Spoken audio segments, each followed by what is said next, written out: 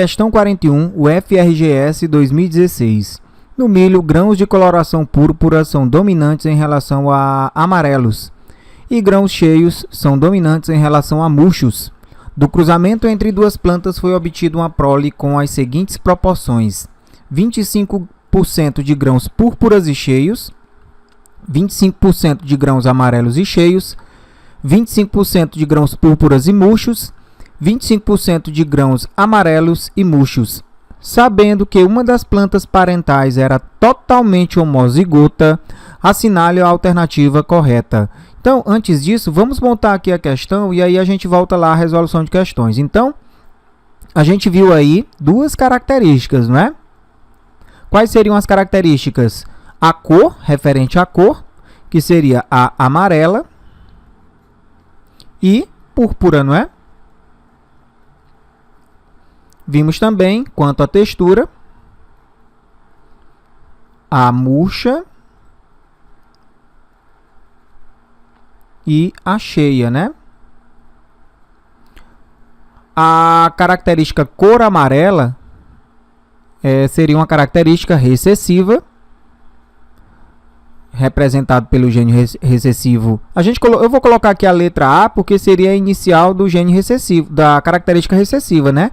Lembre-se que usualmente essa letra minúscula, essa letra que representa o gene, seria a letra inicial da característica recessiva. E aqui o púrpura é representado pelo azão. Aqui a característica murcha seria a recessiva, representaremos o gene pela letra M.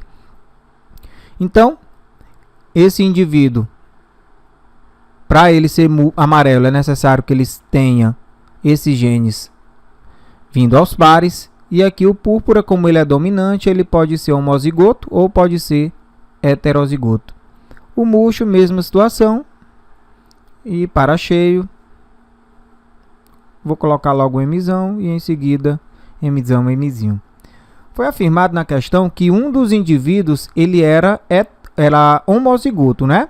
Mas antes disso, deixa eu colocar aqui para vocês, a questão inclusive mostrou, né, as proporções das proles que foram produzidas, né? Então vamos colocar aqui, 25% eram púrpuras e cheios, né? Mais 25% eram púrpuras e murchos, mais 25% eram amarelos e cheios, e 25% eram amarelos e murchos. Então, com isso, a gente pode montar o genótipo de cada uma aqui. A gente já está vendo aqui o fenótipo, que seria a característica que a gente visualiza. E agora vamos ver aqui o genótipo de cada um. Púrpura seria, nessa condição, dominante. E cheio também seria dominante, né? Professor, por que você colocou esse tracinho? Porque aqui, como ele é dominante, ele pode vir dessa forma ou dessa forma, não é isso? Ou azão, azão, ou azão, azinho aqui. Púrpura novamente.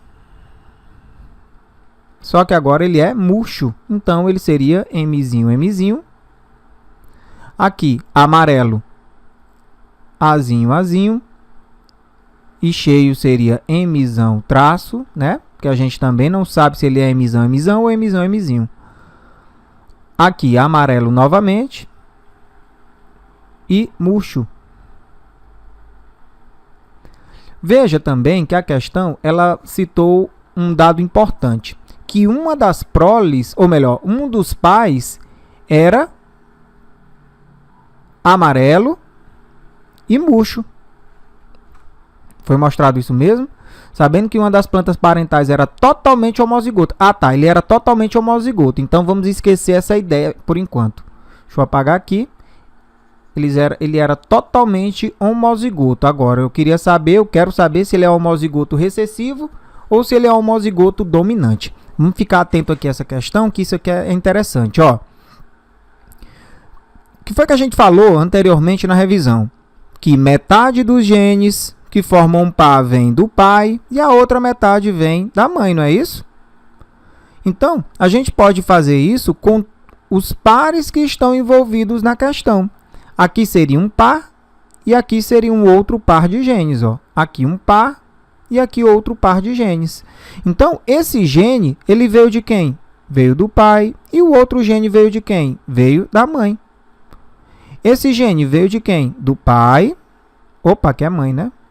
E esse outro gene veio da mãe. E assim sucessivamente. Então, vamos colocar aqui o cruzamento dos parentais, como a questão falou. Tá aqui. E vamos colocar desse lado a fêmea e desse lado o macho. Então, ó, a mãe, ela doou Mzinho. E a mãe também doou o quê? O Azinho aqui, não é? Então, a gente já pode dizer, se a gente considerar a mãe, nesse caso, como a homozigota, ó, totalmente homozigota, eu posso dizer o seguinte, se ela for totalmente homozigota, vamos adotar para ela realmente essa condição. A questão, ela diz que um deles é homozigoto, então vamos dizer que ela é a homozigota total aqui. Então, a gente pode dizer o seguinte, ela pode ter o azão aqui? Não, porque se ela tivesse o azão, ela seria o quê? Heterozigota. Então, eu já posso afirmar que esse indivíduo, ele é homozigoto, totalmente homozigoto, recessivo. Ó. Por quê? Porque eu adotei para ela essa condição, né? E a questão também adotou que um deles era homozigoto, e com isso eu posso dizer que ela seria o indivíduo homozigoto totalmente, ok? Agora o pai. O pai, ele tem o Mzinho, não tem? Inclusive, a questão está mostrando. E ele também tem o Azinho, correto? Tá aqui. Então, ele tem um e tem outro. Falta agora o par. Eu vou até apagar aqui, porque eu fiz na posição errada, mas eu vou alterar.